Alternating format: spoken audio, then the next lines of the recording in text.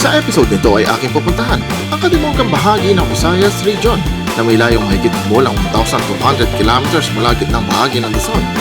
Dito ay aking babaybayin ang maraming bayan at lalawigan upang marating ang sasabing lugar. Ang biyaheng ito ay kauna-unahang biyahe ko kung saan hindi lamang gulong ang kailangan upang marating ang kalimugang bahagi ng Visayas, kundi mararanasan ko din tumawid ang karagatan kasama ang aking motorsiklo.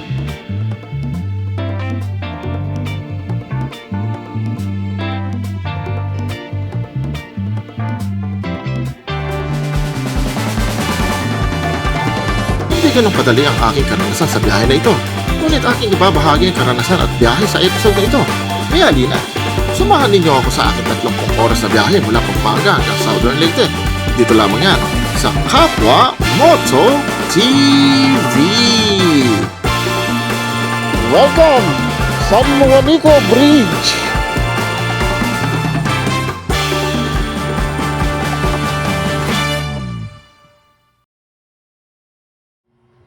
So, good day everyone.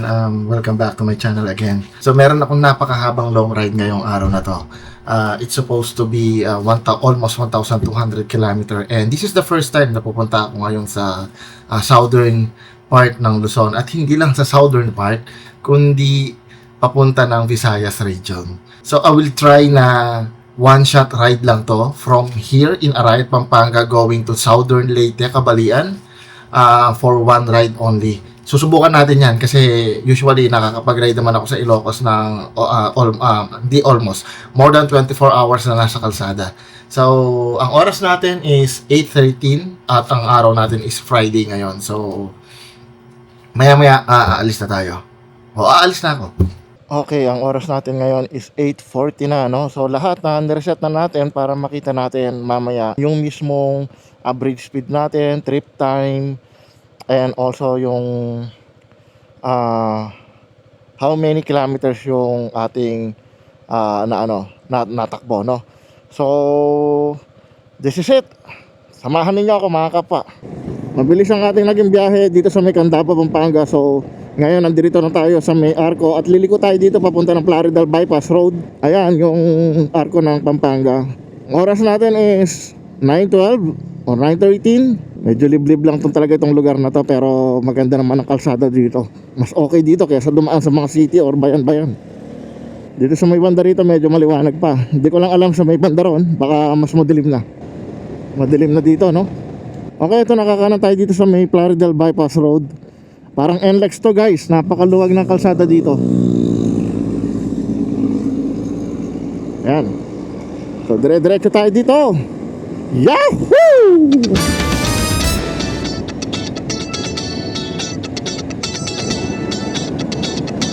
NLEX na NLEX ang datingan dito May mahabang tulay. Ito yung mahabang tulay dito sa Plaridel Bypass Road.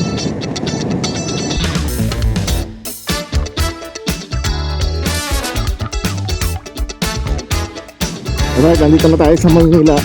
Honestly, it's Quezon City. Pamunyas na to. Alright, SM City Marikina. Oras natin 10:44. So doon sa may intersection doon, liliko tayo sa may Sumulong Highway.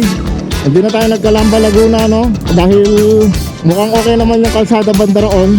Mas gusto ko kasi yung tahimik at walang masyadong dumadaan. Umatras Highway, Sumulong Highway.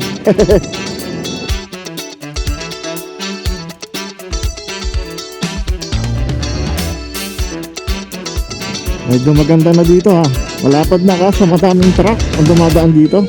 Maya't maya nasisira yung momentum mo pagka nakakasabayang ang truck.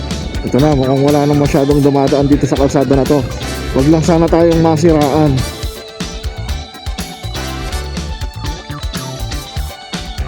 Anyway, 3 hours na tayo. Almost 3 hours na tayong bumabakbak sa kalsada. Trip time natin is 2 hours and 48 minutes. Ang total range na natin is 112 kilometers. And our time is 11:33 PM. Honestly, ang original plan ko is magbayan-bayan ako sa Laguna, no? Tsaka Cavite ba yun?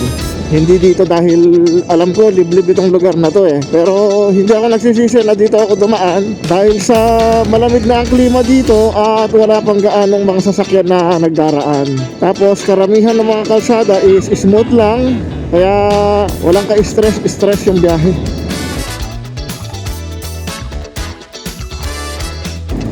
Para lang ako bumabiyahe ng Ilocos nito ah. Lapad ng kalsado oh.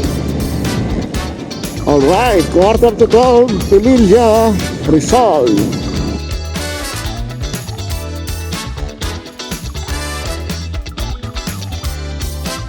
Ganda ng kalsada. Woo!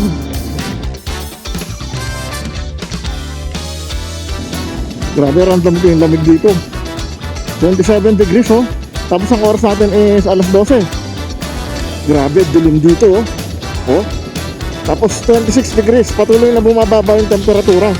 Hey, hey, hey, nakakatakot. Madalang lang yung mga dumadaan dito. Ano, mga tepaklong lang yung naririnig ko dito ah. Takot. Okay, mga kapwa, ang oras natin is 1:30 na ng umaga. Mahamog na dito at wala na gaanong dumadaan dito sa kalsada na to.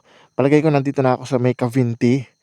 Nalagpasan ko na yung Pagsanhan at yun nga, yung Pagsanhan. Tapos nakita ko na dito yung Cavinti. Ito na yung medyo nakakatakot na itong lugar na to. Kaya hopefully huwag tayo masiraan. Tingnan nyo naman, ang kapal ng hamog.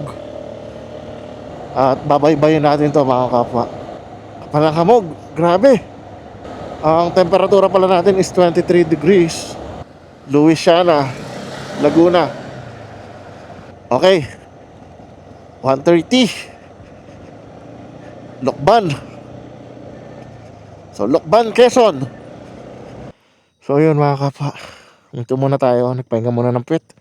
Sakit na ng pit ko eh. So tuloy na natin ulit. Pangit ng kalsada dito sa Lokban. Kanina pa ako talbog ng talbog dito eh. Sa part na to medyo maayos na yung kalsada. Smooth na ulit ang ating biyahe. Ilan nyo naman, ang ganda ng kalsada. Maganda to sigurado pagka umaga. Kaso di natin makita oh, gabi. Okay, nandito na tayo sa Lokban, Tayabas Road. Mukhang main road na to. At wala na tayo sa puro kabundukan ulit. Ano kaya ang lugar to? Yung bagong cargo dito. Salamat po. Palagay ko ito yung border ng Lokban. Hindi na alam kung anong lugar na to. Baka Tayabas na to. So liliko tayo dito. So lumiko tayo dito sa may Tayabas Bypass Road.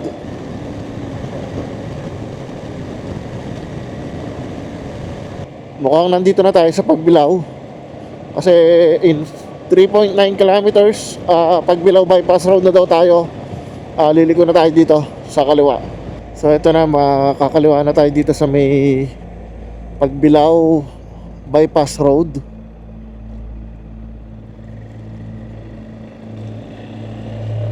Dilim, grabe. Ito ba talaga kadilim dito? Grabe, nakakatakot. Ako lang mag-isa dito sa kalsada. Road narrow. Uy, tanging liwanag lang ng buwan tsaka ng motor ko nakikita dito. Ang mahirap pa dito, hindi ko kabisado yung kalsada. Kaya nagdadahan-dahan lang ako. Baka mamaya biglang merong malaking lubak, ma-aksidente tayo. Or worse, baka masiraan tayo ng motor sa ganitong liblib na lugar. Alright, Maharlika Highway. Kakaliwa daw tayo dito.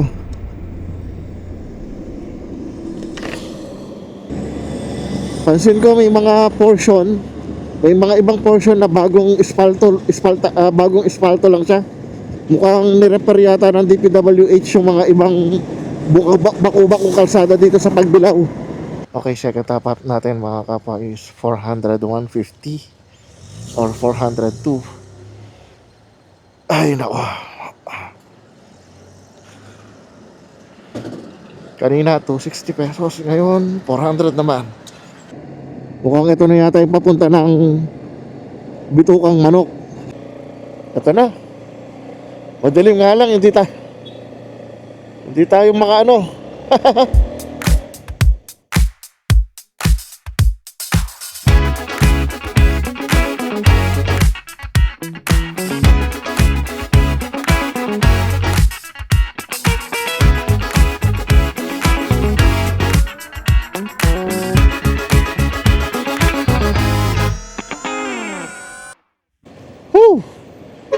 Pretty basic.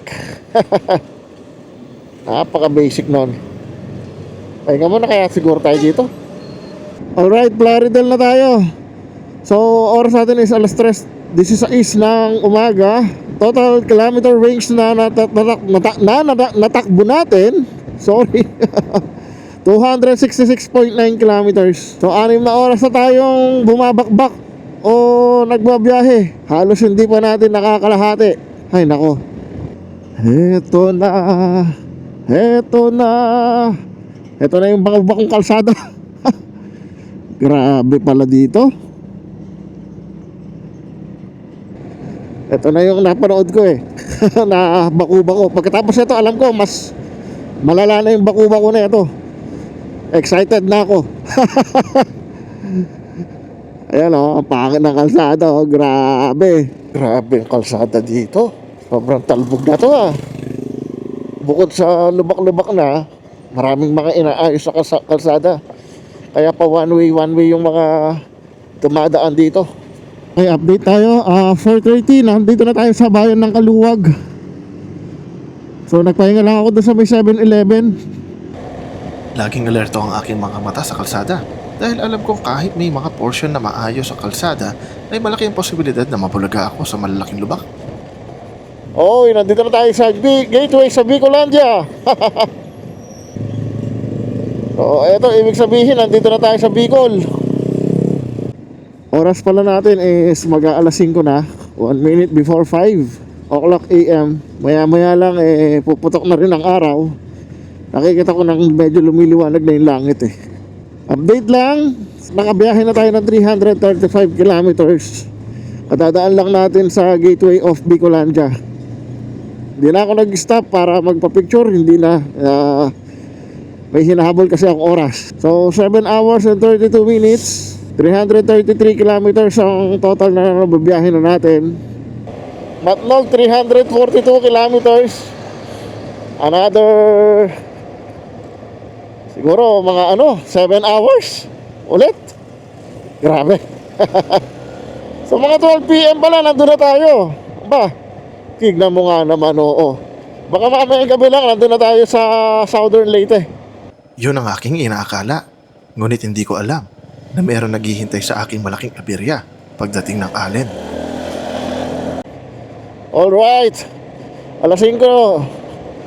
Nasa Tagkawayan na tayo. Ayan ayan po. Ang gala na yan. Grabe palang kalsada dito. Ito po tignan nyo Grabe. Naririnig ko yung mga huni ng ibon. Grabe, parang nasa kagubatan dito. Ganda ng tunog. Ayan, bumutok ng araw. Hay.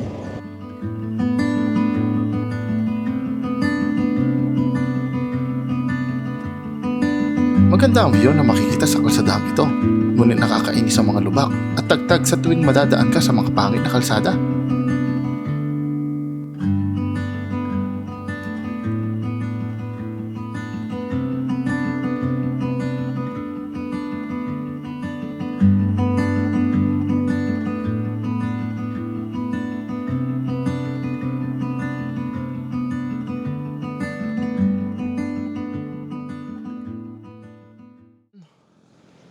Grabe magsimula Tagkawayan, Del Galego, Ragay, hanggang sa may kanto ng Sipokot. Grabe pala ang kalsada doon. Sumakit ang katawan ko, patipit ko. Grabe. So tuloy na natin. Ang oras natin is alas 8, quarter to 8. Sana ganito na lang lagi ang kalsada Smooth. Woo! Kung ano yung delubyo kaninang kalsada, ngayon naman siyang ganda ng kalsada dito. Ay nako, nakabawi din ako dahil masyado ako na-delay doon sa kabila. Ay doon sa naunang kalsada. Ang tagal ng patakbo ko, halos 20 to 40 lang yung takbo ko kanina dahil baku-baku nga yung kalsada. Ngayon, mabilis na ulit tayo. Hanap na tayo ng gasolinahan, may kalahati na lang yung gasolina ko. So malapit na ako sa Maynaga. Ang oras is alas 8 na ng umaga. Nakikita ko naman na 28 degrees Celsius na tayo ngayon. Fair weather na to para sa akin tong 29, 28, 27. Oh yes! Ang ganda ng mga kabundukan. Mukhang magpe-fiesta dito ah. May mga banderita sa gilid eh. Wow. Parang nasa Siargao. Bagong bago to sa paningin ko mga kapwa, no? Dahil sa norte, parang halos para-parehas na lang. Parang medyo nagsawa na ako, kaya hindi ako masyado nagra-ride sa norte. Ngayon dito sa south, maganda. Bago sa paningin.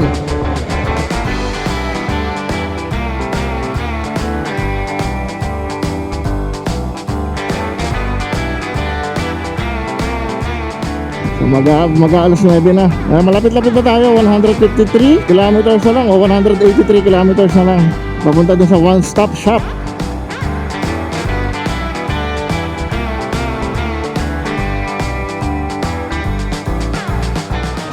Another bayan to. Ano ba to? Batakon.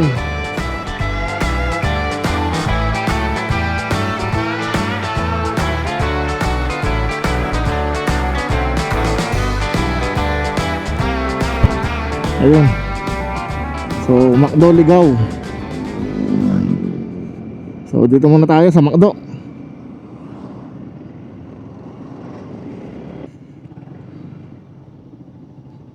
Sa mga oras na ito ay mag-aalas 10 na ng umaga. At ito na ang muling kain ko para sa rides na ito. Alright, back to the road. 10:30 na tayo. At ang estimated time natin daw is 1:15. Meron pa kasi tayong 138 kilometers na bubunuin papunta doon sa Matnog Port.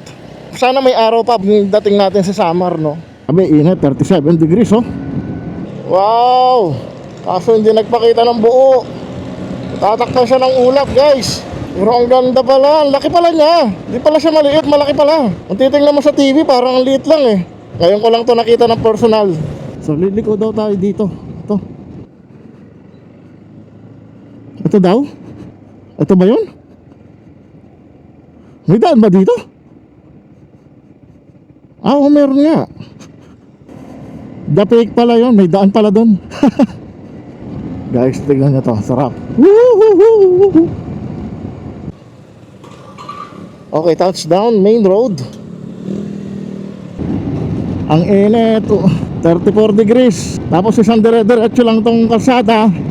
Parang walang katapusan. Pero mas maganda na itong ganitong kalsada kaysa naman yung doon sa may Tagkawayan kanina. Nabushit ako kanina doon sa Tagkawayan. Napaka lubak-lubak talaga. Okay, ang oras natin is 11:30. Akala ko alas 2 na o alauna na. Sobrang tirik ng araw. As of now, meron na tayong 580 plus current running kilometers or running range simula doon sa bahay. At 12 hours and 46 minutes na tayong bumabiyahe. Hindi ko na alam kung nasaan na to, pero alam ko Albay to eh.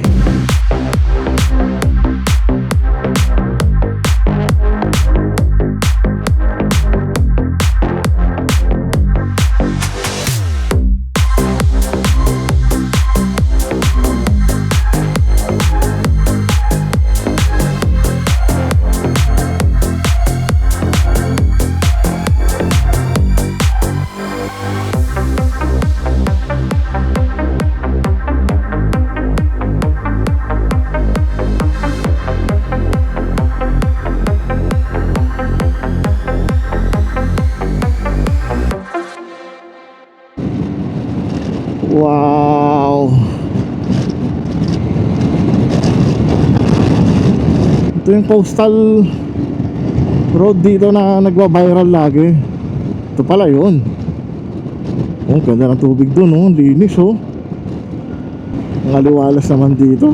Sarap tumambay siguro sa umaga saka sa hapon dyan, no? Wow! Hindi ba yan ang Mount Canlaon? Wow, dalawang bundok na yung dalawang vulkan na yung nakita ko Sulit yung rides ko dito. Ganda. Okay, oras natin 12:33. So in 25 minutes makakarating na tayo dun sa unang stop natin, which is yung pagkuha ng queue or pagkuha ng queue number. Dalawa kasi yan, bago ka makabili ng ticket doon sa one stop shop, kailangan mo muna pumunta doon sa or dumaan doon sa may queuing. So para lang siyang kubo, mamaya papakita ko sa inyo. Wala namang bayad yun, alam ko, pero yun yung papakita natin mamaya sa one stop shop para makakabili ng ticket.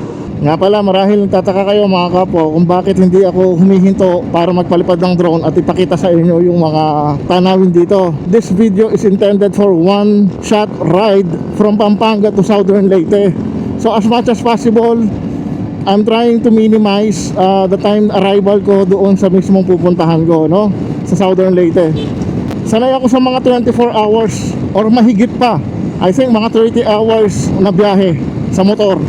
Dahil nagagawa ko dati yon pagka pumupunta ako ng Ilocos Norte, tapos ang gagawin ko is babalik din ako nung araw din na yon. Pero dito malaki ang pagkakaiba dahil isang buong diretso lang siya at hindi ako mas napapagod ngayon dahil nga laging bago sa paningin ko yung nakikita ko dito. Hindi siya welcome arc, rotonda siya. So, unti-unti ko na nararamdaman yung fatigue sa katawan ko.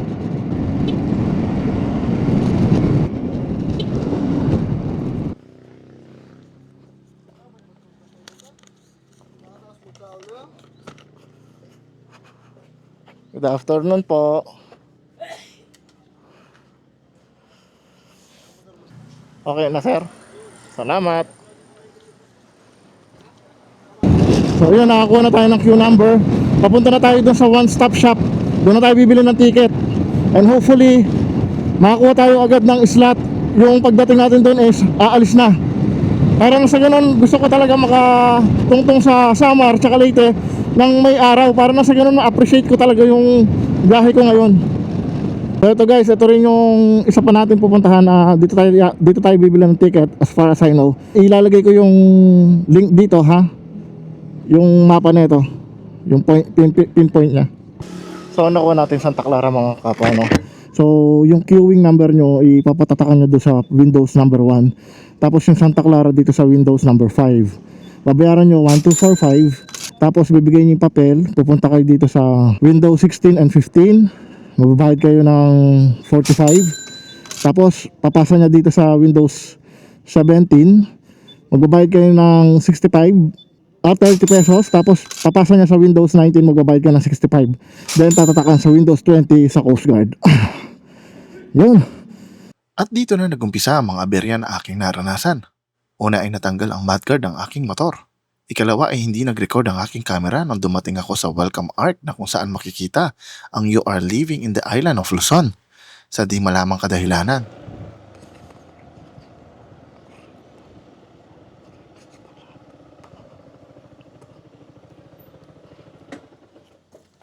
Binigyan ka ng stop at tayo'y magbo-boarding na.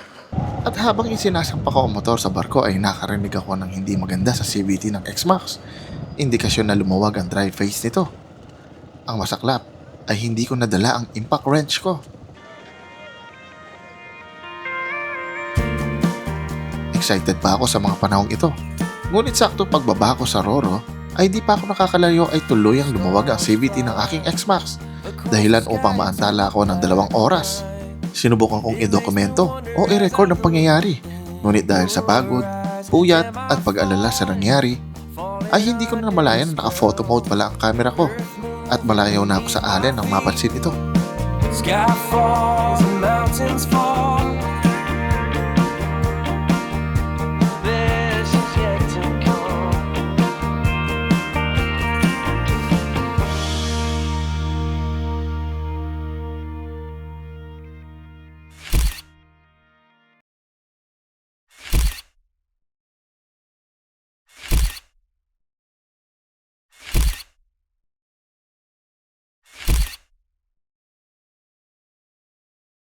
Okay guys, update tayo, no?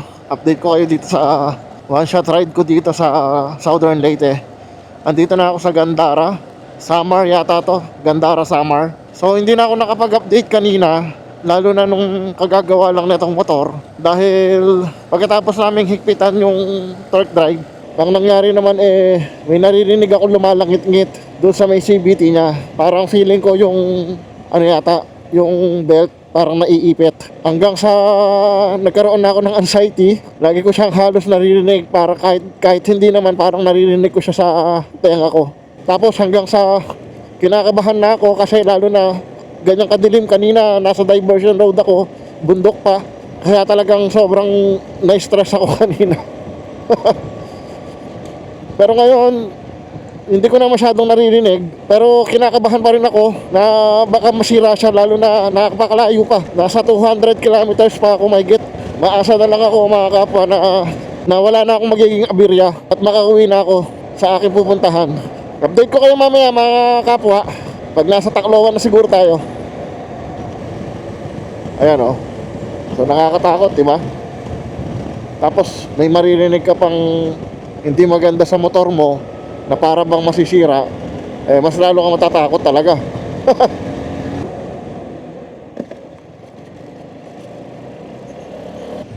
Alas 10 na, nasa Katbalogan pa rin tayo.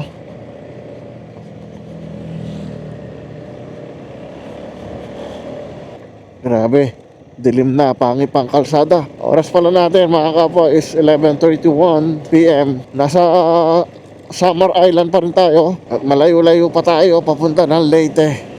Okay, update natin, alas 12. Hindi ko na alam to, pero summer pa rin to mga kapwa. Natagalan ako dun sa may kalsada, dun sa may unahan, dahil nga napaka lubak-lubak yung kalsada. Daig pa ang tagkawayan, tas ang haba din. Ngayon lang ulit na naging maayos. Ayan, no, parang ganyan kanina. Welcome San Juanico Bridge. Ang pangit na rin pala ng kalsada dito.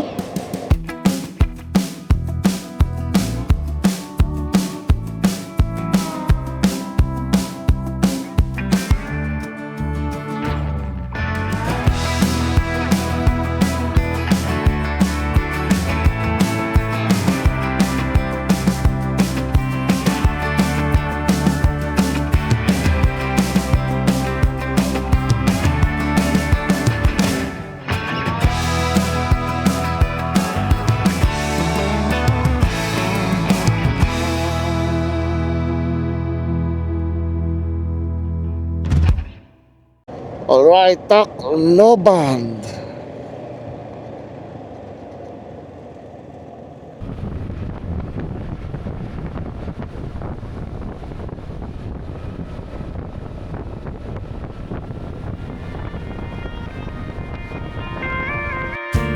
Sa part na ito ay medyo napanatag na ang aking kalooban dahil meron na lamang 150 kilometers o 3 oras na biyahe ang aking bubunuin. Sa wakas ay makakapagpahinga na din ako. Sa haba ng biyahe, pagod, puyat, mga aberya at mga emosyon na naranasan ko sa kalsada ay wala na akong mahihiling pa kundi ang makaligo at makapagpahinga sa malambot na kama. Along the way may mga nadaanan pa akong mga bundok at madidilim na kalsada na bahagyang nagpatayo ng aking mga balahibo. Ngunit habang papalapit ako ng papalapit ay mas lalo ako na-excite na makarating na. Hanggang sa aking marating ang aking destinasyon. Sa mga susunod na episode ay i-explore ko ang lugar nito. Abangan dito sa Kapwa Moto TV.